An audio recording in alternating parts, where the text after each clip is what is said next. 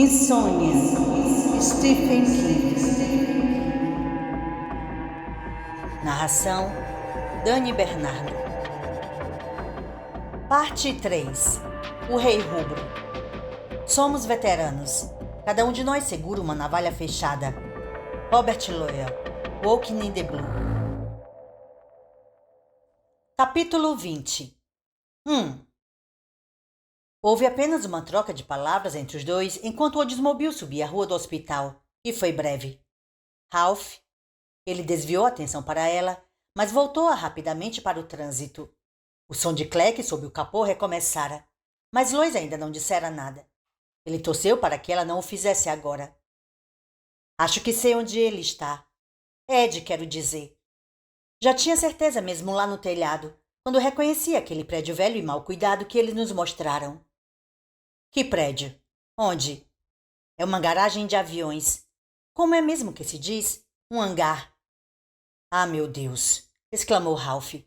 A Coastal Hair, na estrada do Bar Harbor. Lois confirmou com a cabeça. Eles têm voos charters. Tours em hidroaviões, coisas desse gênero. Um sábado em que saímos para dar um passeio, o Sr. Chase entrou e perguntou ao homem que trabalhava lá quanto cobraria para nos levar num voo sobre as ilhas. O homem disse que seria $40, o que era muito mais do que podíamos dispor para um passeio de fim de semana e, com certeza, se fosse verão, o homem teria se mantido irredutível. Mas era abril, e o Sr. Chase conseguiu pechichar e fechar por $20. Achei que ainda era muito para um passeio que não durava nenhuma hora, mas fiquei contente de ter ido. Tive medo, mas foi lindo. Como as auras, comentou Ralph.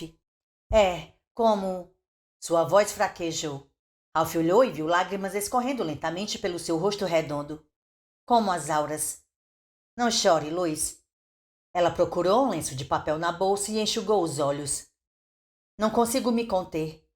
Aquela palavra em japonês no cartão significa kamikaze, não é, Ralph? Vento divino. E fez uma pausa com os lábios trêmulos. Piloto suicida. Ralph confirmou. Apertava o volante com muita força. É isso que quer dizer. Piloto suicida. 2. A Estrada 33, conhecida na cidade como Avenida Newport, passava a 4 quarteirões da Avenida Harris. Mas Ralph não tinha nenhuma intenção de quebrar seu longo jejum no lado oeste de Derry. A razão era tão simples quanto irretorquível. Ele e Lois não podiam se dar ao luxo de serem vistos por nenhum velho amigo, parecendo 15 ou 20 anos mais novos do que na segunda-feira anterior. Será que um desses velhos amigos já teriam comunicado o desaparecimento deles à polícia? Ralph sabia que era possível, mas achava que havia uma razoável esperança de não terem despertado muito interesse e preocupação, pelo menos em seu círculo de amigos. Fay e o resto do pessoal que fazia ponto na área de piqueniques junto à extensão estariam muito perturbados com a passagem não de um, mas de 2 velhos coroas para gastarem muito tempo imaginando onde Ralph Roberts, com aquele rabo magro, teria se metido. Se temos tempo para o café da manhã, Ralph, descubra um lugar bem depressinha. Estou tão faminta que seria capaz de comer um cavalo com couro e tudo. Achavam-se a 1,5 km do hospital agora, bastante longe para Ralph se sentir razoavelmente seguro. E ele viu o Derry Diner logo adiante. Ao sinalizar e entrar no estacionamento, deu-se conta de que não vinha ali desde que Carol adoecera. No mínimo há 1 ano, talvez mais. Chegamos, anunciou a Lois. E não vamos apenas comer. Vamos comer tudo o que pudermos. Talvez a gente não tenha outra oportunidade hoje. Ela riu como uma colegial. Você acabou de descobrir um dos meus grandes talentos, Ralph. Ela se torceu um pouquinho no banco do carro. E também vou ter de gastar 1 centavo. Ralph assentiu. Nem comida e nem ida ao banheiro desde terça-feira. Lois poderia gastar seu centavo. Ele pretendia correr para o banheiro masculino e despejar alguns dólares. Vamos, convidou, desligando o motor e silenciando aquele claque incômodo sob o capô. Primeiro aos banheiros, depois à comilança. A caminho da lanchonete, ela comentou, num tom que Ralph achou um tanto displicente, que não achava que Mina ou Simone tivessem comunicado seu desaparecimento, pelo menos não até aquele momento. Quando Ralph virou a cabeça para lhe perguntar o porquê, riu-se admirado de ver que ela se ruborizara. As 2 sabem que tenho uma queda por você há anos. Você está brincando? Claro que não, retrucou, parecendo um pouquinho desapontada. E Caroline também sabia. Algumas mulheres teriam se importado, mas ela compreendia que era uma atração inofensiva, que eu era inofensiva. Ela era um amor, Ralph. Era mesmo. Em todo caso, elas provavelmente vão supor que nós, sabe, tiramos umas fériasinhas à francesa? Lois riu-se. É por aí. Você gostaria de tirar umas fériasinhas à francesa, Lois? Ela ficou nas pontas dos pés e deu uma mordidinha na orelha dele. Se escaparmos dessa convida, é só me convidar. Ele a beijou no canto da boca antes de empurrar a porta do Derry Diner. Pode contar com o meu convite, senhora. Seguiram em direção aos banheiros e, quando tornaram a se juntar, Lois tinha um ar pensativo e um pouco abalado. Não posso acreditar que seja eu, disse em voz baixa. Quero dizer, devo ter passado pelo menos 2 minutos de olhos arregalados diante do espelho e continuo sem acreditar. Os pés de galinha em torno dos meus olhos desapareceram e Ralph, meus cabelos... Os olhos ibéricos de Lois se ergueram para ele, cintilando de assombro. E você? Nossa, duvido que você tivesse uma aparência tão boa aos 40 anos. Não tinha, mas você devia ter me visto aos 30. Eu era um animal. Ela reprimiu o riso. Vamos, seu bobo. Vamos nos sentar e estraçalhar umas calorias. 3. Lois. Ela ergueu os olhos do menu que fisgara de uma coleçãozinha arquivada entre o saleiro e o pimenteiro. Quando eu estava no banheiro, tentei fazer as auras aparecerem. Não consegui. Para que você queria as auras, Ralph? Ele sacudiu os ombros, sem querer descrever a sensação de paranoia que o acometera quando, parado diante da pia do banheiro, lavava as mãos e espiava seu rosto estranhamente jovem no espelho salpicado de água. Subitamente lhe ocorrera que talvez não estivesse ali sozinho. E pior, que Lois talvez não estivesse sozinha no banheiro feminino ao lado. Atropos poderia estar se aproximando sorrateiramente por trás, invisível de todo, os brincos de brilhante cintilando nos lóbulos minúsculos, o bisturi em riste. Então, em vez dos brincos de Lois e do Panamá de McGovern, ele conjurou mentalmente a corda de pular que Atropos estava usando quando descobrira 369. Querido, o ganso bebeu o vinho. No terreno baldio entre a padaria e o salão de bronzeamento.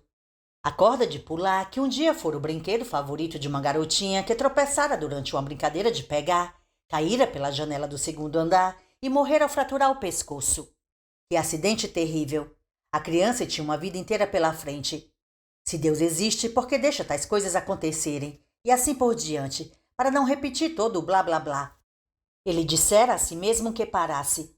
Que as coisas já andavam bem ruins para se cultivarem fantasias macabras em que Atropos cortava o fio de balão de luz, mas não adiantou muito, principalmente porque ele sabia que Atropos talvez estivesse realmente ali no restaurante e podia lhes fazer o que quisesse, simplesmente o que quisesse.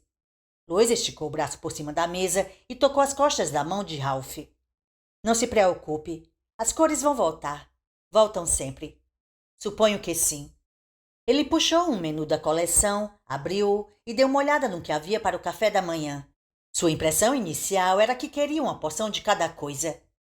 A primeira vez que você viu Ed agir como um maluco, ele estava saindo do aeroporto de Derry. Falou Lois. Agora sabemos a razão. Estava tomando aulas de pilotagem, não estava? Claro que estava. Durante a carona que Trigg me deu até a Avenida Harris, ele chegou a mencionar que é preciso ter um passe para sair por aquele portão de serviço. Ele me perguntou se eu sabia como Ed obtivera um, e respondi que não. Devem dar passes aos alunos de pilotagem de avião geral. Você acha que Ellen sabia desse passatempo do marido? Lois perguntou. Provavelmente não, não é? Tenho certeza de que não sabia. E aposto que ele mudou para Coastal Ré logo depois que bateu no cara da West Side. Vai ver, o episódio o convenceu de que estava se descontrolando e que seria melhor transferir as aulas para mais longe de casa. Ou talvez tenha sido Atropos quem o convenceu, disse Lois sombriamente. Atropos ou até alguém mais acima. A ideia não agradou a Ralph, mas mesmo assim parecia correta. Entidades, pensou e estremeceu. O rei rubro. Eles estão manipulando Ed como se ele fosse um fantoche, é isso? Perguntou Lois. Você está se referindo a Atropos? Não. Atropos é um sacaninha perverso, mas sob outros aspectos, acho que não é muito diferente de Cloto e Laquesis. Mão de obra subalterna. Talvez apenas um degrau acima do operariado sem qualificação no grande esquema do universo. Zeladores. Bem, talvez. Lois concordou. Zeladores e serventes. Atropos provavelmente foi quem fez a maior parte do trabalho em Ed. E aposto um boi como adora esse tipo de trabalho, mas aposto uma boiada que recebem ordens de cima. Acha que estou mais ou menos no caminho certo? Acho que sim. Provavelmente nunca ficaremos sabendo até que ponto ele era desequilibrado antes de tudo começar, ou quando foi que Atropos cortou o fio de balão dele. Mas a coisa que me provoca mais curiosidade neste momento é bem terrena. Gostaria de saber como foi que ele conseguiu pagar a fiança de Charlie Pickering e a droga do curso de pilotagem. Antes que Lois pudesse responder, uma garçonete aproximou-se, puxando um bloco de uma caneta esferográfica do bolso do avental. Posso anotar seu pedido? Eu queria um omelete de queijo e cogumelos, disse Ralph. Ela passou o chiclete que mascava de um lado da boca para o outro. 2 ovos ou 3, querido? 4, se puder ser. Ela ergueu ligeiramente a sobrancelha e anotou no bloco. Por mim pode, se puder para você. Algum acompanhamento? Quero. Um copo grande de suco de laranja, uma porção de bacon, uma porção de salsichas e uma porção de batatas fritas. É melhor pedir 2 porções de batatas fritas. Fez uma pausa, pensou e em seguida riu. Vocês ainda têm pão doce? Acho que ainda temos um com queijo e outro com maçã. Ergueu os olhos para ele. Pelo jeito está com muita fome, querido. Tenho a sensação de que não como há uma semana, respondeu Ralph. Quero o de queijo. E café para começar. Muito café puro. Anotou tudo? Anotei, querido. Só quero ver como vai estar na hora de sair daqui. Olhou para Lois. E a senhora? Lois sorriu meigamente. Vou querer o mesmo que ele, querida. 4. Ralph olhou para o relógio de parede por cima da garçonete que se retirava. Eram apenas 7h10, o que era bom. Poderiam chegar aos Pomares Barretes em menos de meia hora e, com seus lasers mentais concentrados em Gretchen Tilbury, era possível que o discurso de Susan Day fosse cancelado, abortado se preferirem, ainda naquela manhã às 9h. No entanto, ao invés de alívio, ele sentiu uma ansiedade torturante e inexorável. Era como sentir um comichão no lugar que os dedos não conseguem alcançar direito. Muito bem, falou. Vamos juntar o que sabemos. Acho que podemos presumir que Ed há muito tempo se preocupa com aborto e que, provavelmente, participa do Pró-Vida há anos. Então começa a ter insônia, ouvir vozes, vê homenzinhos carecas. Bem, um deles, Ralph concordou. Atropos se torna seu guru e enche sua cabeça com o rei rubro, os centuriões e toda essa história. Quando Ed me falou do rei Herodes, ele estava pensando em Susan Day, concluiu Lois. Atropos andou, como é que dizem na TV, fazendo sua cabeça. Transformou-o num míssil teleguiado. Onde é que você acha que Ed arranjou aquele cachecol? Atropos, disse Ralph. Aposto como Atropos tem uma porção de coisas do gênero. E que carga você acha que ele pôs no avião que vai pilotar hoje à noite? A voz de Lois tremia. Explosivo ou gás venenoso? Explosivos seriam a escolha mais provável se ele está realmente planejando atingir todo mundo. Um vento forte poderia criar problemas para ele caso usasse gás. Ralph tomou um gole de água e estranhou que sua mão estivesse tão firme. Por outro lado, não sabemos que surpresas poderá ter inventado em seu laboratório, não é mesmo? É, concordou Lois com uma vozinha fraca. Ralph descansou o copo na mesa. O que ele está planejando usar não me interessa muito. O que lhe interessa então? A garçonete voltou com o café fresco e só o cheiro pareceu iluminar os nervos de Ralph como neon. Ele e Lois pegaram cada um sua xícara e começaram a beber assim que a moça se afastou.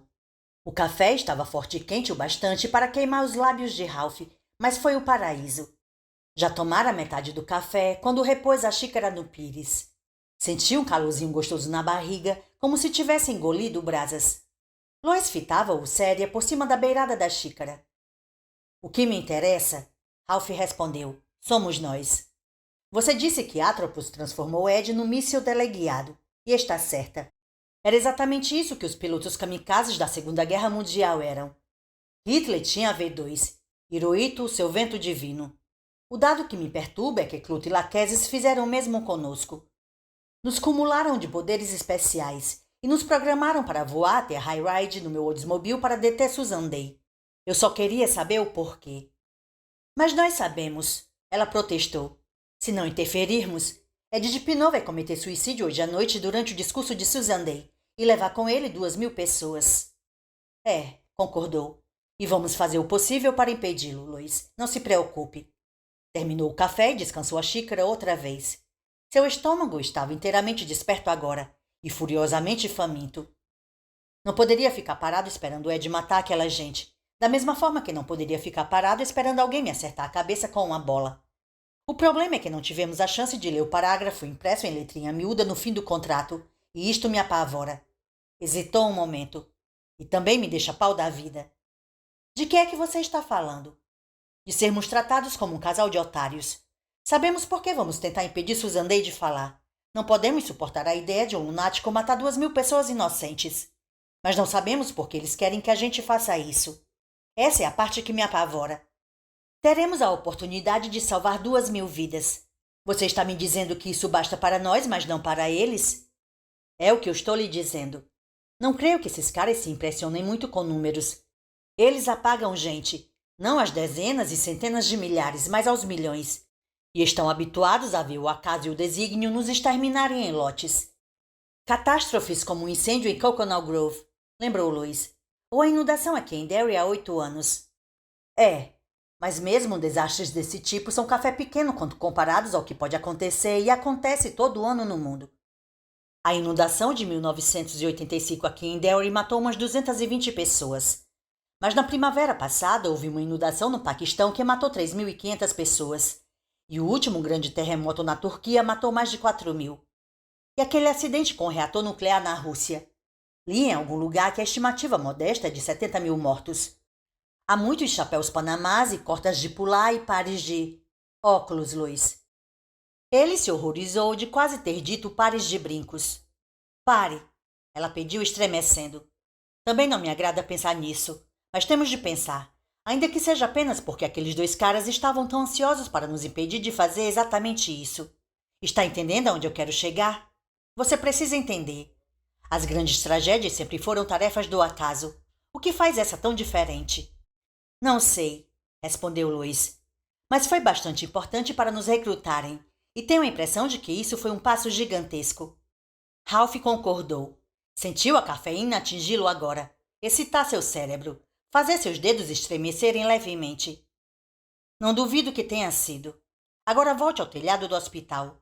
Você algum dia viu em sua vida 2 caras explicarem tanto sem explicar nada? Não entendi, falou Lois, mas seu rosto indicava outra coisa. Que não queria entender o que ele dizia. O que estou dizendo remete a uma ideia central. Talvez eles não possam mentir. Suponhamos que não. Se você tem uma informação que não quer revelar, mas você não pode mentir, o que é que você faz? Fica enrolando para evitar a zona de perigo, respondeu Lois. Ou as zonas. Bingo! E não foi o que eles fizeram? Bem, acho que ficaram enrolando. Mas também acho que você deixou muita margem para isso, Ralph. Aliás, fiquei impressionada com a quantidade de perguntas que você fez. Acho que passei a maior parte do tempo naquele telhado tentando me convencer de que aquilo estava realmente acontecendo. Certo, fiz perguntas, muitas perguntas, mas... Ele parou, sem saber como expressar o conceito que tinha em mente. Um conceito que parecia ao mesmo tempo complexo e infantilmente simples. Fez um esforço para subir de nível, procurando na cabeça aquela piscadela, sabendo que, se conseguisse alcançar a mente de Lois, poderia mostrar-lhe uma imagem cristalina. Nada aconteceu e ele tamborilou os dedos na mesa frustrado. Fiquei tão admirado quanto você. Falou finalmente. Se a minha admiração se manifestou por meio de perguntas é porque os homens, pelo menos os de minha geração, foram ensinados que não fica bem fazerem os e as. Isto é coisa para mulheres quando estão escolhendo cortinas. Machista. Ela sorriu ao dizer isso, mas foi um sorriso que Ralph não conseguiu retribuir. Estava se lembrando de Barbie Richards. Se Ralph tivesse se dirigido à moça, ela certamente teria apertado o botão de alarme sob a mesa, mas deixara Lois se aproximar porque absorvera em excesso aquela conversa de somos do mesmo sexo. É, respondeu baixinho. Sou machista. Sou antiquado e por vezes isso me deixa mal. Ralph, não quis dizer. Sei o que quis dizer e não me ofendi. O que gostaria de fazer você entender é que fiquei tão admirado, tão aturdido quanto você. Por isso fiz perguntas, e daí? Foram boas perguntas? Perguntas úteis? Acho que não. Bem, talvez não tivesse começado tão mal. Pelo que me lembro, a primeira coisa que perguntei, quando finalmente chegamos ao telhado, foi quem eram eles e o que queriam. Eles desconversaram com um monte de bobagens filosóficas, mas imagino que fez os dois suarem um pouquinho a nuca por alguns instantes. Depois nos contaram toda aquela história sobre o desígnio e o acaso. Fascinante. Mas nada que realmente precisássemos para ir até a High Ridge persuadir a Gretchen Tilbury a cancelar o discurso de Susan Day. Droga! Teria sido melhor e poupado mais tempo se nos dessem informações sobre as estradas que tivemos que extrair da sobrinha de Simone. Lois parecia espantada. É verdade. É. E enquanto rolava toda aquela conversa, o tempo estava voando como acontece quando se sobe de nível. E eles só observando o tempo voar, pode crer. Faziam uma marcação do tempo da peça, de modo que, quando terminassem de nos dizer o que tínhamos de saber, não sobraria tempo para as perguntas que não interessavam a eles responder. Acho que queriam passar a ideia de que estavam nos pedindo um serviço público, que seu objetivo era apenas salvar todas aquelas vidas, mas não podiam dizer isso apertamente porque seria uma mentira, e talvez eles não possam mentir. Certo, talvez não possam mentir. Então o que é que eles querem, Ralph? Ele sacudiu a cabeça. Não tenho a menor ideia, Lois, nem mesmo um palpite. Ela terminou o café, repôs a xícara delicadamente no pires, examinou as pontas dos dedos por um instante, então encarou-o. Mais uma vez ele sentiu o impacto da beleza de Lois. Era esmagador. Eles eram bons, ela falou. Eles são bons. Tive essa sensação forte, e você não? Tive. Concordou quase relutante. Claro que sentiram o mesmo. Eles eram tudo que Atropos não era. E seja o que for que queiram, você vai tentar deter Ed. Você disse que não poderia deixar de tentar, como não poderia deixar de se abaixar se alguém atirasse uma bola de beisebol em sua cabeça. Não foi? Foi. Respondeu ainda mais relutante. Então você devia deixar o resto para lá. Ela concluiu calmamente, fitando os olhos azuis de Ralph com seus olhos negros. Só serve para tomar espaço em sua cabeça, Ralph. Entulhar. Era verdade o que Lois dizia, mas ele continuava a duvidar que pudesse simplesmente abrir a mão e deixar aquela parte sua se libertar. Talvez a pessoa precisasse viver até os 70 anos para poder reconhecer como era difícil alguém se libertar de sua formação. Ele era um homem que começara a aprender a ser homem antes de Adolf Hitler subir ao poder. E continuava prisioneiro de uma geração que ouvia A.G.V. Keltborn e as Andrews Sisters pelo rádio. Uma geração de homens que acreditava em tomar um drink à noite e andar mais de 1 quilômetro para comprar um Camel. Tal formação praticamente negava os pequenos questionamentos morais sobre quem estava trabalhando para o bem e quem estava trabalhando para o mal. O importante era não deixar os valentões chutarem a areia em sua cara. Não se deixar conduzir pelo nariz como um gado. É mesmo? Caroline perguntou, achando graça. Que fascinante. Mas me permita ser a primeira a lhe revelar um segredinho, Ralph. Isso é tudo bobagem. Já era bobagem antes mesmo de Glenn Miller desaparecer no horizonte. E continua a ser bobagem agora. A ideia de que um homem tem que fazer o que tem que fazer, bem, talvez haja alguma verdade nisso, ainda hoje. Em todo caso, é longa a viagem de volta ao paraíso, não é, querido? É uma viagem muito longa de volta ao paraíso. Por que está sorrindo, Ralph? Salvou-o da obrigação de responder a chegada da garçonete com uma enorme bandeja de comida. Pela primeira vez, ele reparou que havia um botão preso no babado de seu avental. A vida não é uma opção, dizia. Você vai ao comício no centro cívico hoje à noite? Ralph lhe perguntou. Estarei lá. Ela respondeu, descansando a bandeja na mesa desocupada ao lado para liberar as mãos. Do lado de fora, carregando um cartaz, andando em círculos. Você é amiga da vida? Lois perguntou, quando a garçonete começou a servir as omeletes e os acompanhamentos. Estou viva? A garçonete perguntou. Está, me parece bem viva. Lois disse gentilmente. Então, acho que isso faz de mim uma amiga da vida, não é mesmo? Matar alguém que poderia um dia escrever um grande poema ou descobrir a cura da AIDS ou do câncer, para mim é uma coisa totalmente errada. Portanto, vou agitar o meu cartaz e garantir que as feministas tipo Norma Kamali e os liberais tipo Volvon possam ver o que está escrito nele. Crime. Eles odeiam essa palavra. Nunca usam elas nos coquetéis e nas festas para angariar dinheiro. Precisam de ketchup? Não, Ralph respondeu. Não conseguia despregar os olhos da moça. Um brilho verde pálido começara a se espalhar à sua volta. Parecia quase sair de seus poros. As auras estavam voltando, readquirindo total radiosidade. Será que saiu uma segunda cabeça do meu corpo ou outra coisa do gênero enquanto me distraí? A garçonete perguntou. Estourou a bola do chiclete, passando-o para o outro lado da boca. Estava encarando você? Ralph sentiu o sangue esquentar seu rosto. Desculpe-me. A garçonete encolheu os ombros socados, produzindo um movimento lento e fascinante na parte superior de sua aura.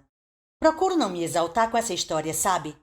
Na maioria dos dias, simplesmente faço meu trabalho e fico de boca calada. Mas também não abandono a causa.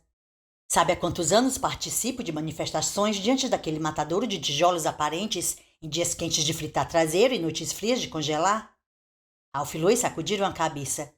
Desde 1984. 9 anos. Sabe o que me irrita mais nos opcionistas?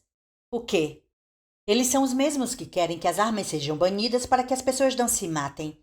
Os mesmos que dizem que a cadeira elétrica e a câmara de gás são inconstitucionais porque aplicam um castigo cruel e fora de uso. Dizem essas coisas e depois saem para apoiar leis que permitem aos médicos, enfiarem tubos de vácuo no útero das mulheres e sugarem aos pedaços os filhos que iam nascer. Isso é o que mais me irrita. A garçonete disse tudo, que dava a sensação de um discurso repetido muitas vezes antes, sem erguer a voz ou revelar o mesmo sinal de raiva exterior. Ralph escutou-a apenas com metade da atenção. A metade maior estava concentrada na aura verde clara que a cercava. Só que não era toda verde clara.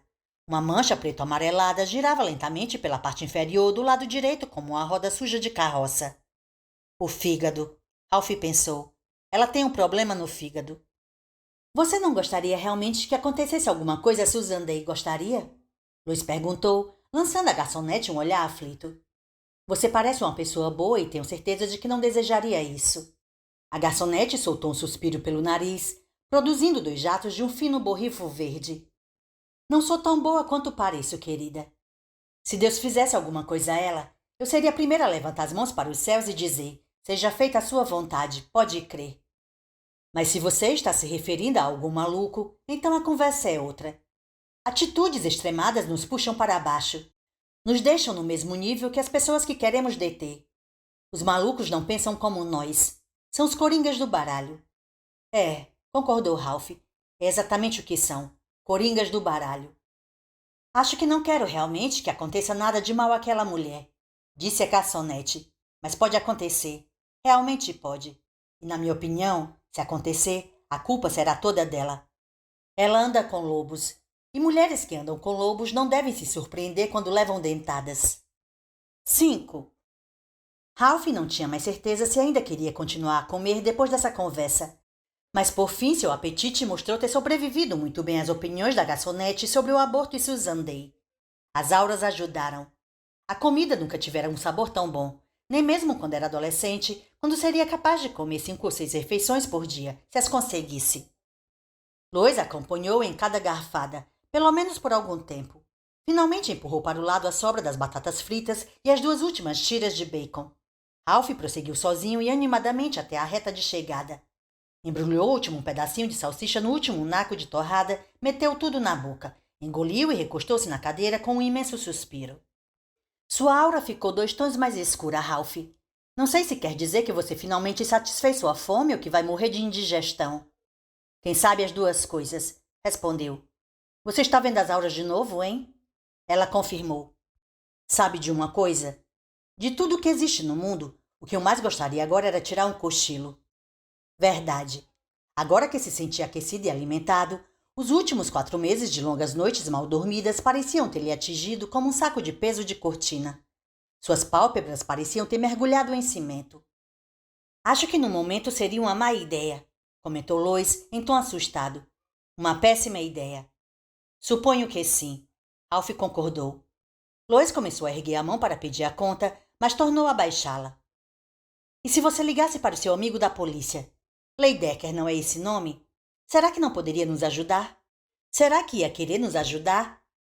Ralph pesou a sugestão com a acuidade que sua mente sonolenta permitia. Então, relutantemente, abanou a cabeça. Não tenho coragem, que poderíamos contar a ele sem nos comprometer. Isso é apenas uma parte do problema. E se ele interferisse, mas da maneira errada? Poderia piorar as coisas ao invés de melhorá-las. Tudo bem, Luiz acenou para a garçonete. Vamos rodar com as janelas escancaradas e dar uma parada no Dunkin' Donuts em Old Cape para beber enormes xícaras de café, tamanho econômico, por minha conta. Ralph sorriu.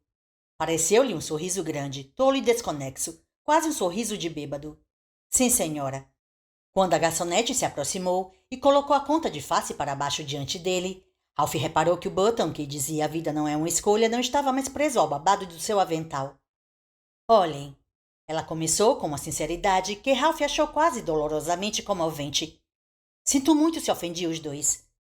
Vocês vieram aqui para tomar café da manhã e não para ouvir sermão. Você não nos ofendeu, disse Ralph. Olhou para Lois, que concordou. A garçonete deu um breve sorriso. Obrigada por dizerem isso, mas me excedi com vocês. Qualquer outro dia não teria agido assim. Mas vamos fazer o nosso comício hoje às 4 da tarde e vou apresentar o Sr. Dalton. Eles disseram-me que poderia falar 3 minutos e acho que foi o tempo que ensaiei com vocês. Não faz mal, disse Lois, dando-lhe uma palmadinha na mão. Verdade. O sorriso da garçonete foi mais caloroso e sincero desta vez, mas quando ela ia se afastando, Ralph viu a expressão agradável de Lois vacilar. Seu olhar fixava a bolha preto-amarelada que flutuava logo acima do quadril direito da garçonete. Ralph puxou a caneta que guardava presa no bolso da camisa, virou a toalhinha de papel e escreveu rapidamente no verso algumas palavras em letra de imprensa. Quando terminou, tirou a carteira e colocou uma nota de $5 logo abaixo do que escrevera. Quando a garçonete apanhasse a gorjeta, não poderia deixar de ver o bilhete. Apanhou a conta e acenou-a para Lois. Nossa primeira saída de verdade e acho que vamos ter de rachar a despesa, falou. Me faltam $3 se deixar esses 5 para a garçonete. Por favor, não me diga que está dura. Quem? A rainha do pôquer de Ludlow Grange? Não seja bobo, querido. E entregou a Ralph uma maçaroca de notas que tirou da bolsa. Enquanto ele separava o necessário, Lois leu o que estava escrito na toalhinha de papel. Moça, você está sofrendo de insuficiência hepática e devia procurar imediatamente o médico. Sugiro que fique longe do centro cívico hoje à noite. Muito idiota, eu sei, disse Ralph. Lois deu-lhe um beijinho na ponta do nariz. Tentar ajudar os outros nunca é uma idiotice. Obrigado. Mas ela não vai acreditar. Vai pensar que estamos pau da vida por causa do Button e do sermão, apesar do que dissemos. O que escrevi é apenas um jeito estranho de nos vingarmos. Talvez haja outra maneira de convencê-la. Lois fixou o olhar na garçonete. Parada com o quadril enviesado para um lado, junto ao passa-pratos da cozinha, ela conversava com o cozinheiro enquanto tomava uma xícara de café, com uma expressão de sombria concentração. Quando Lois fez isso, Ralph viu sua aura normal cinza-azulada escurecer e encolher, transformando-se numa espécie de cápsula ajustada ao corpo. Não tinha muita certeza do que estava ocorrendo, mas sentia a coisa. Os pelos de sua nuca se eriçaram. Seus braços cobriam-se de arrepios. Ela está concentrando energia, ele pensou, ligando todos os interruptores, acionando todas as turbinas, e fazendo isso por uma mulher que nunca viu antes e provavelmente nunca voltará a ver. Passado um momento, a garçonete também sentiu a coisa. Virou-se para olhar os dois como se tivesse ouvido alguém chamá-la pelo nome.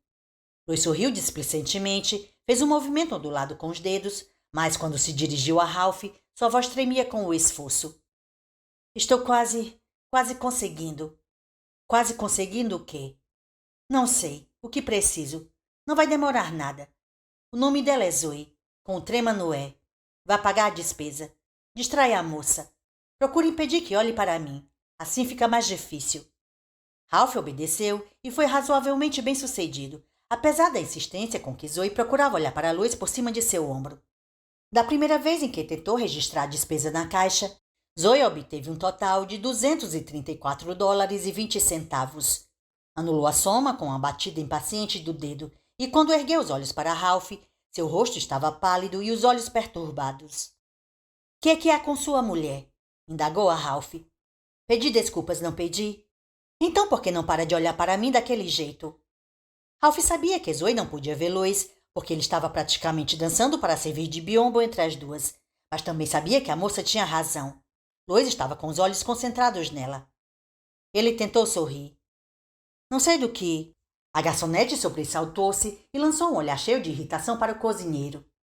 Pare de bater com essas panelas, gritou, embora o único som que Ralph tivesse ouvido na cozinha fosse o de um rádio tocando música ambiental. Zoe virou-se para Ralph. Pombas, parece a guerra do Vietnã. Agora, se você pudesse dizer à sua mulher que é falta de educação, encarar as pessoas, ela não está encarando ninguém. Não está mesmo. Ralph deu um passo para o lado. Lois tinha ido até a porta e espiava a rua, de costa para os dois. Está vendo? Zoe não respondeu por alguns segundos, embora continuasse a olhar para Lois. Finalmente voltou-se para Ralph. Claro, estou vendo. Agora por que vocês dois não desaparecem daqui? Tudo bem. Continuamos amigos? Como quiser, respondeu Zoe, mas sem querer encará-lo. Quando Ralph tornou a se juntar a Lois, viu que sua aura voltara ao estado anterior mais difuso, porém estava mais clara do que jamais fora. Ainda cansada, Lois? Perguntou-lhe baixinho. Não. Aliás, estou me sentindo ótima agora. Vamos. Ralph começou a abrir a porta para ela, mas parou. Você apanhou minha caneta? Não. Acho que continua em cima da mesa. Ralph voltou para pegá-la. Abaixo de seu bilhete, Lois acrescentara um PS em letra cursiva. Em 1989, você teve um bebê e o entregou para adoção. No Hospital St. Anne, em Providence, estado de Rhode Island. Procure os médicos antes que seja tarde demais, Zoe. Não é brincadeira, nem armação. Sabemos o que estamos dizendo. Nossa! Ralph exclamou ao se juntar a Lois. Ela vai levar um susto dos diabos com aquilo. Não faz mal, desde que ela vá ao médico antes que o fígado dela capote. Ele concordou e os dois saíram. 6. Você descobriu essa informação sobre a criança quando mergulhou na aura dela? Ralph perguntou ao atravessarem o estacionamento atapetado de folhas. Lois confirmou com a cabeça. Para além do estacionamento, todo o lado leste de Derry brilhava com uma luz trêmula e caleidoscópica. Retornava com força total agora aquela luminosidade secreta que subia em espirais. Ralph estendeu a mão para tocar a lateral do carro. A sensação era a mesma de provar pastilha para a tosse, bem lisa, com gosto de anis. Não acho que tenha tirado muito daquilo dela, falou Lois, mas é como se eu tivesse engolido a moça inteira. Ralph lembrou-se de algo que lera numa revista científica há pouco tempo. Se cada célula contém uma planta completa de nosso corpo, disse ele, por que cada pedacinho da aura não conteria uma planta completa do nosso ser? Não me parece nada científico, Ralph. Suponho que não.